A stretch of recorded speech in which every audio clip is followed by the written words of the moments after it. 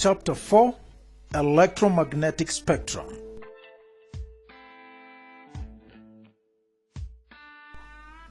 Something surrounds you, bombards you, some of which you can't see, touch, or even feel. Every day, everywhere. They are orderless and tasteless, yet you use and depend on them every hour of every day. Without them, the world you know cannot be the same. Electromagnetic radiations. These waves spread across a spectrum from very short gamma rays to X-rays, to UV rays, visible light waves, even longer infrared rays, microwaves, to radio waves which measure longer than a mountain range. This spectrum is the foundation of the information age and of our modern world. Your radio, remote control, text messages, television set, microwave oven, even a doctor's x-ray, all depend on waves within the electromagnetic spectrum. Electromagnetic waves are similar to water waves in that both are transverse waves. They transmit energy. EM waves are produced by the vibration of charged particles and have electrical and magnetic properties. But unlike ocean waves that require water, electromagnetic waves travel through the vacuum of space at the constant speed of light. They have crests and troughs like ocean waves. The distance between crests is the wavelength. While some EM waves are very long and are measured in meters, many are tiny and are measured in billionths of a meter, nanometer. The number of these crests that pass a given point within 1 second is described as the frequency of the wave. One wave or cycle per second is called a hertz. Long EM waves such as radio waves have the lowest frequency and carry less energy. Adding energy increases the frequency of the wave and makes the wavelength shorter. Gamma rays are the shortest high-energy waves in the spectrum. So as you sit watching your television, not only are the visible light waves from the TV striking your eyes, but also radio waves transmitting from a nearby station, and microwaves carrying cell phone and text messages, and waves from your neighbor's Wi-Fi, and GPS units from a car driving nearby. There is a chaos of waves from all across the spectrum passing through your room right now. With all these waves around, how can you possibly watch your TV? Similar to tuning a radio to a specific radio station, our eyes are tuned to a specific region of the EM spectrum and can detect energy within wavelength from 400 to 700 nanometers, the visible light region of the spectrum. Objects appear to have colors because EM waves interact with their molecules. Some wavelengths in the visible spectrum are reflected and others are absorbed. This leaf looks green because EM waves interact with the chlorophyll molecules. Waves between 492 and 577 nanometers in length are reflected, and our eyes interpret this as the leaf being green. Our eyes see the leaf as green but cannot tell us anything about how the leaf reflects UV, microwave, or infrared waves. Scientists have devised methods and gadgets to detect the presence of all the EM waves in the spectrum.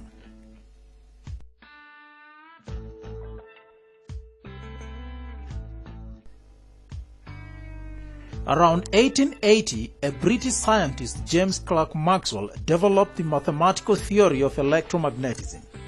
His theory predicted that electromagnetic waves propagate through space and at the speed of light, resulting from oscillating electrical and magnetic fields at right angles to each other and to the direction of propagation. So this is a typical electromagnetic wave as proposed by Maxwell. We got 3 dimensions, x-axis that goes along this direction, that's the direction of travel, the y-axis, and of course the z-axis. The electric field is represented by red. So you can see that this red is perpendicular to the x-axis, and like a sine wave, it goes above and again goes below. At the same time that the electric field is being generated, There is also a perpendicular magnetic field being generated in the blue. And as one gets bigger, the other also gets bigger. And so we have both perpendicular electrical and magnetic fields. And note that the z-axis, which carries the magnetic field, and the y-axis, which carries the electric field, are both perpendicular to the direction of propagation of the wave. Many other scientists of the time were trying to prove experimentally the existence of these waves. In 1887, Heinrich Hertz, a German physicist, designed a series of brilliant experiments to demonstrate Maxwell's hypothesis. Hertz's equipment was simple: a spark generator coupled to an antenna and a metallic ring set some distance apart. He proposed that the electromagnetic wave generated at the antenna travel through the space, and if Maxwell's theory is correct, they will induce a current in the ring and a spark will appear in the ring gap.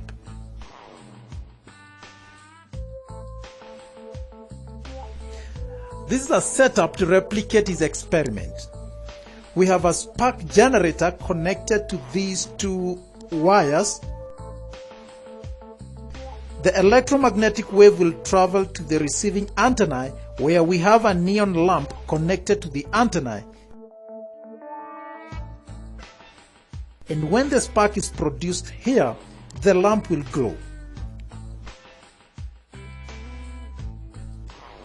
So we can start with a low voltage supply. And you can see the lamp glowing along with the spark.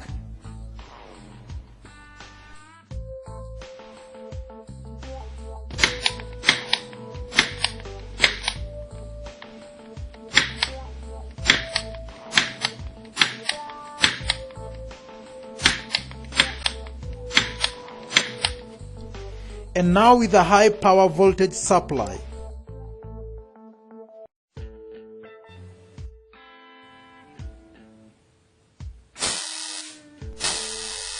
Again, you can see the glowing of the lamp along with the spark being generated.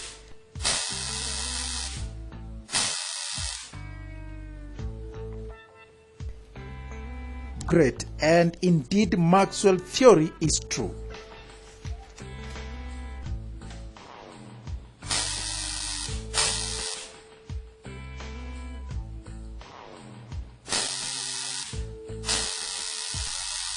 So electromagnetic waves are periodic changes in electrical and magnetic fields which are propagated through space. The electric and magnetic field vectors E and B are at right angles to each other and the direction of travel. Gamma rays, X-rays, UV, visible light, infrared radiations, microwaves and radio waves are all EM waves. The orderly distribution of electromagnetic waves according to their frequency or wavelength in form of separate groups having widely different properties is called the electromagnetic spectrum. The electromagnetic spectrum is described as a long line. At one end lies the radio waves, which have the longest wavelength and lowest frequency in the spectrum. A single radio wave can have the length of a football pitch. After radio waves come microwaves, which produce more energy due to shorter wavelength and higher frequency. Cell phones, radar, and microwave ovens use microwaves. Next comes infrared waves. The sun, fire, and all hot objects produce infrared waves. And while we cannot see infrared light, we feel it as heat. Visible light occupies a narrow slice of the electromagnetic spectrum between infrared and the UV light. Red wavelengths have the lowest frequency and longest wavelength of the visible light. As you move from red through orange, yellow, green, blue, and finally violet, wavelengths shorten and frequencies increase. From the visible light we move to the UV frequencies. Human skin produces burns when exposed to UV light in excess. Next, X-rays which pass all tissues but not denser materials such as bones, making them valuable for medical tests. X-rays also have security applications such as airport baggage checks. Gamma rays produce even shorter wavelengths, higher frequencies, and more energy. Gamma rays are as small as the atom nuclei.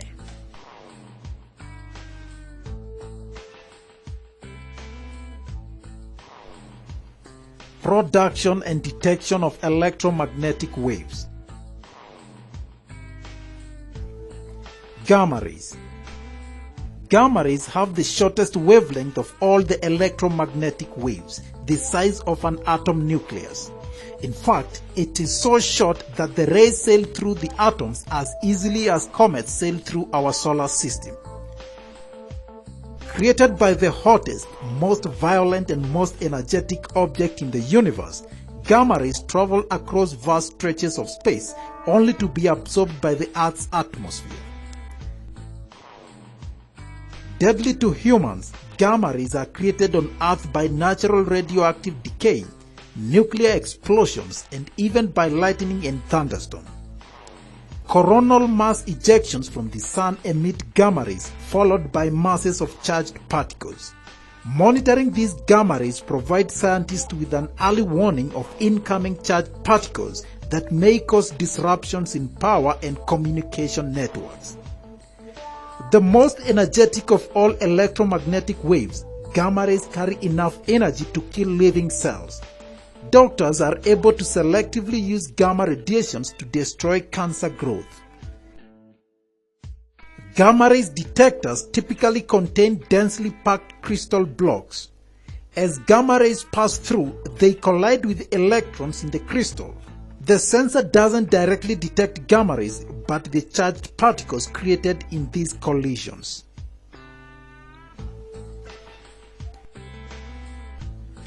X-rays. X-rays are high-energy light rays with wavelengths between 3 and 0.03 nanometers, so small that some X-rays are no longer than many individual atoms. In 1895, Wilhelm Conrad Röntgen accidentally discovered X-rays. X-rays come from objects that are millions of degrees hot, such as pulsars, black holes, supernovas, or the plasma in the sun's corona. Artificially, X-rays are produced in X-ray tubes. This occurs due to electron transition between the energy levels of heavy elements, usually excited by electron bombardment. It can also be argued that X-rays originate from the action of a beam of fast-moving electrons hitting a metal target. Röntgen discovered that streams of X-rays penetrated the flesh but not the bones inside. X-rays tell a doctor which tooth to drill and a surgeon which bone to mend. In laboratories, scientists fire beams of X-rays to unknown substances to learn what elements they contain and to decode their atomic structure. This is how scientists unravel complex molecules like DNA. Ultraviolet radiation. UV radiations vary in wavelength from 400 nanometers to 10 nanometers and can be divided into three regions: UVA, UVB, and UVC. Visible light from the sun passes through the atmosphere and reaches the Earth's surface. UVA, the long wavelength ultraviolet, is the closest to visible light. Most UVA reaches the Earth's surface, but shorter wavelength called the UVB are the harmful rays that cause sunburn. Fortunately, about 95% of these rays is absorbed by the ozone in the Earth's atmosphere. UVC rays are the shortest and most harmful and are almost completely absorbed by our atmosphere.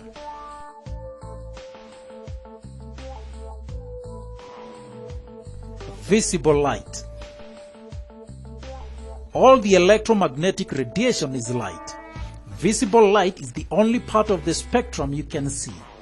For all your life, your eyes have relied on this one narrow band of the electromagnetic radiation to gather information about your surrounding. The sun's visible light appears white. It's really the combined light of all the individual rainbow colors, with wavelengths ranging from the violet at 380 nanometers to the red at 700 nanometers. Initially, it was thought that a prism somehow colored the sun's white light as it bent and spread as a band. Isaac Newton disapproved this idea by using two prisms to show that white light is made up of the bands of colored light. Newton used a second prism to show that the band of colored light can be combined to make one white light again. Scientists can learn the composition of the atmosphere by considering how the atmospheric particles scatter visible light. The Earth's atmosphere, for instance, generally looks blue because it contains particles of nitrogen and oxygen, which are generally the right size to scatter energy with a wavelength of blue light. When the sun is lower in the sky, however, light travels through more of the atmosphere and more blue light is scattered out of the beam of sunlight before it reaches our eyes. Only the longer red and yellow wavelengths are able to pass through, often creating the splendid sunset. Visible light is detected by the eye and photographic film.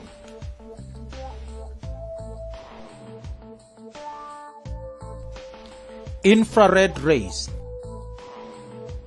When you use a remote control to change channels on your TV, your remote is using light waves. But this light is beyond the visible spectrum of light you can see. In 1800, William Herschel conducted an experiment measuring the temperature changes between the colors of the spectrum, plus one measurement beyond the visible red. When the thermometer registered a temperature warmer than all the other colors, Herschel had discovered another region of the electromagnetic spectrum, infrared light. This region consists of short wavelengths around 760 nanometers to longer wavelengths about 1 million nanometers or about 1,000 micrometers in length. We can sense some of this infrared energy as heat. Some objects are so hot that they also emit visible light, such as fire. Others, like humans, are not as hot and only emit infrared radiations. We cannot see these infrared waves with our eyes alone. However, instruments that can sense infrared energy, such as night vision goggles or infrared cameras, allow us to see these infrared rays from warm objects like humans and animals. Infrared can also reveal objects in the sky that cannot be seen with optical telescopes.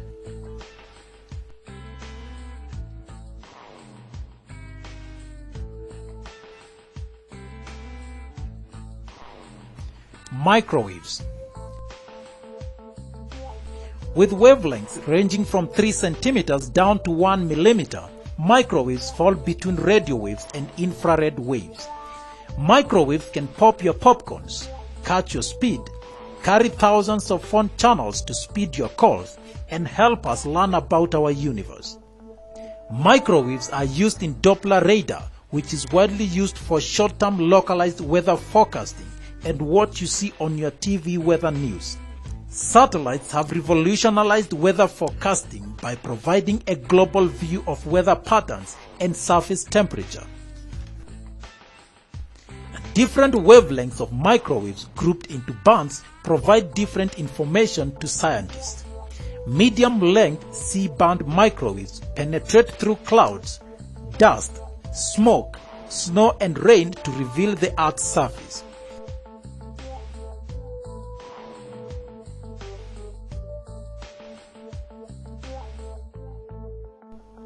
Finally, radio waves. Radio waves are the longest and contain the least energy of any electromagnetic wave. While visible light is measured in minute fractions of an inch, radio waves vary from about 19 centimeters, about the length of a water bottle, 2/2 the length of a car, ships, mountains, all the way to monstrous waves longer than the diameter of the Earth. Heinrich Hertz discovered radio waves in 1888. The first commercial radio station went on air in Pennsylvania on November 2, 1920. It was later discovered that stars and other space objects radiated radio waves. Radio astronomy was born. However, scientists need large antennae to detect weak, long wavelengths from space.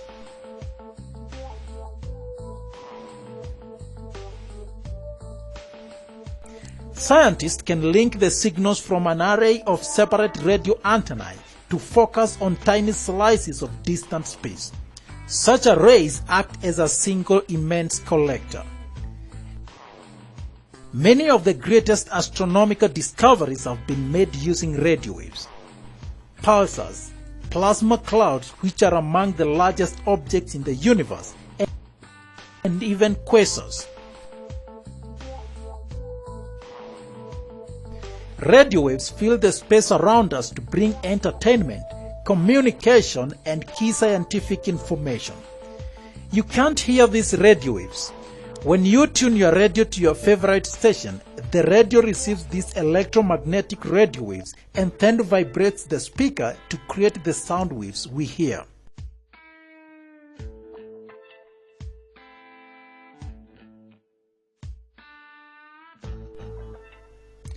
We now look at satellite communication. A satellite is an artificial body placed in an orbit around the Earth or another planet. The communication satellites relay around the world telephone and fax messages, TV programs, radio signals, and so on.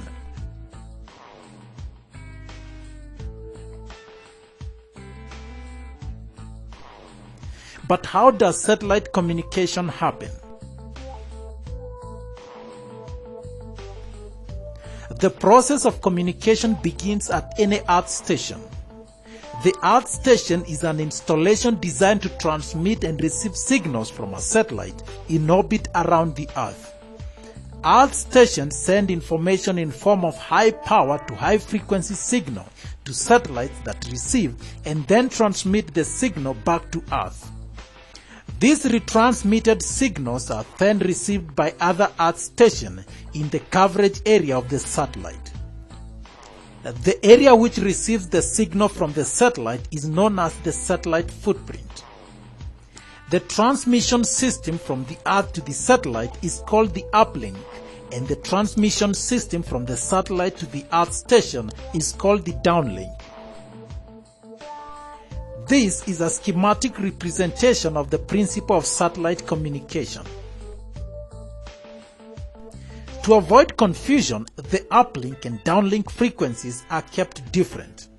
Before designing a satellite communication system, we must decide the orbit in which the satellite will be placed. Orbits are of three types: geostationary orbit, polar circular orbit, and inclined highly elliptical orbit.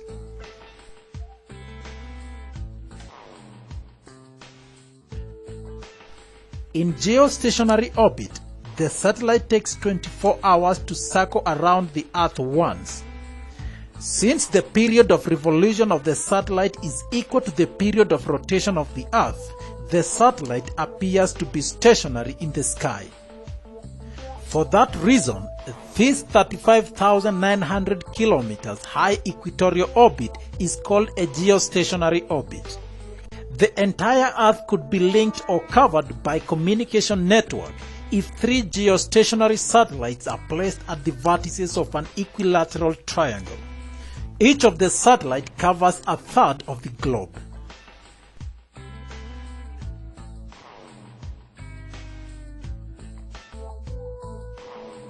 A polar circular orbit is placed 1,000 kilometers above the Earth's surface. It passes over the poles with the angle of inclination of this orbit being 90 degrees. It covers the whole Earth in every 12 hours. Satellites used in weather forecasting are launched in polar orbits.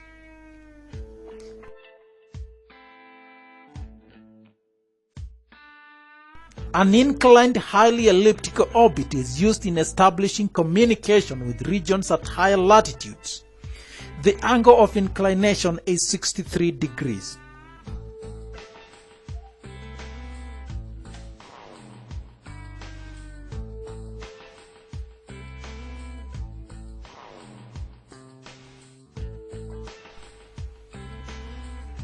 Radar, named from a system of radio detection and ranging. Radar transmits short pulses of radio waves that scatter outwards, basically in straight lines. When these waves hit a surface like a vessel, some of them are returned.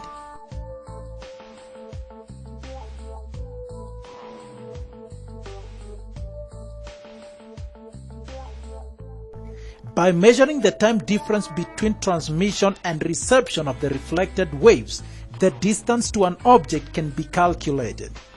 The direction in which the scanner is pointing when it receives the reflected waves represent the bearing of the object.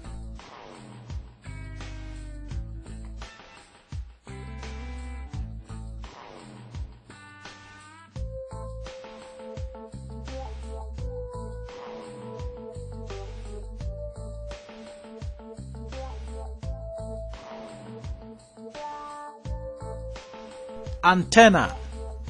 Antenna is a vital component of any communication system which is used at both transmitting as well as receiving end.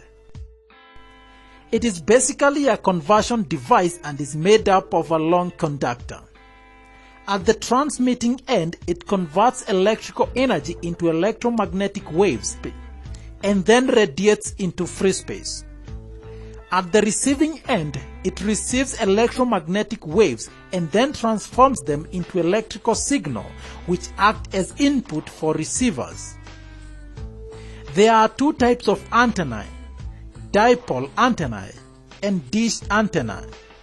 A dipole antenna is only directional and used in transmission of radio waves, whereas a dish antenna is a directional antenna used typically in radar and satellite communication.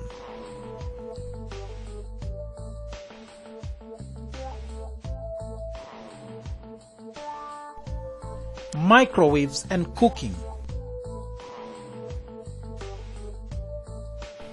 A microwave oven has an electronic vacuum tube called a magnetron, which produces short waves of microwaves.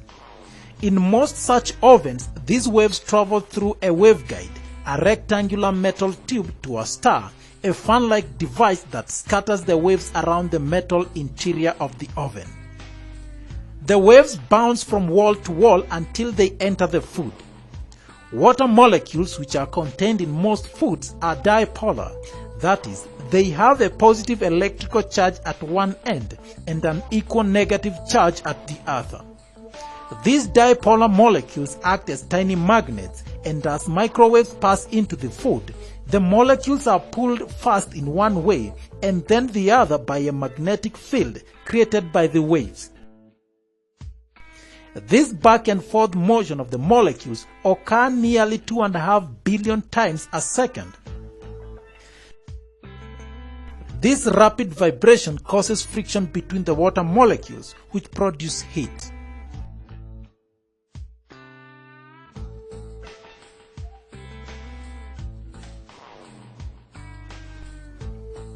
And so, in conclusion, although the electromagnetic waves differ greatly in their wavelength and effects, they share the following properties.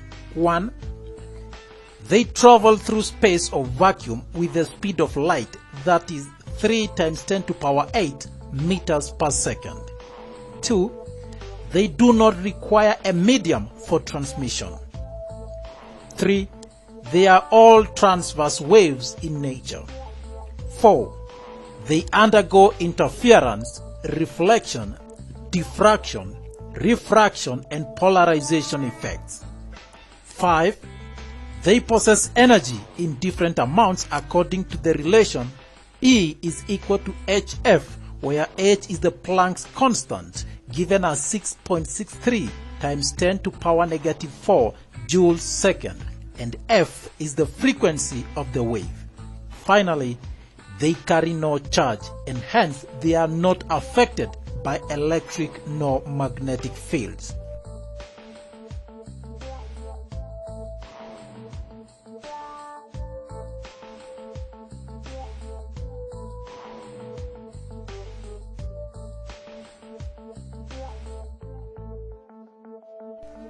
Let's take an example. If green light has a wavelength of 0.5 micrometers, calculate the energy it emits. Solution: speed is equal to frequency times wavelength. The speed of all electromagnetic waves is 3 times 10 to power 8 meters per second. From this relation, frequency is equal to speed over wavelength. Convert that wavelength into meters, we shall have 5 times 10 to power negative 7 meters. So frequency is equal to 3 times 10 to power 8 over 5 times 10 to power negative 7. That gives us a frequency of 6 times 10 to power 14 Hertz. Energy is equal to HF, and if you multiply that, you shall get 3.98 times 10 to power negative 18 joules. That is the amount of energy emitted by the light.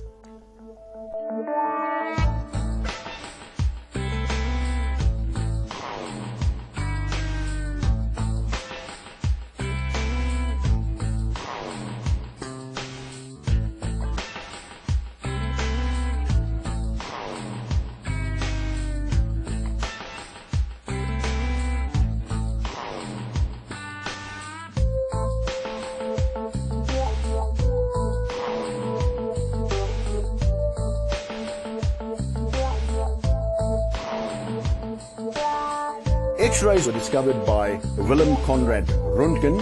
He had photographic plates which were kept in a light-tight container so that daylight could not get to these plates. These were kept in a drawer. For some reason, Röntgen actually decided to develop these plates after having played with his cathode ray tubes. Now, remembering the light from the tubes had no way of getting to the photographic plates. Yet, when he developed the plates, they were exposed. There were markings on the plates that shouldn't have been there. He had then discovered what we today call X-rays.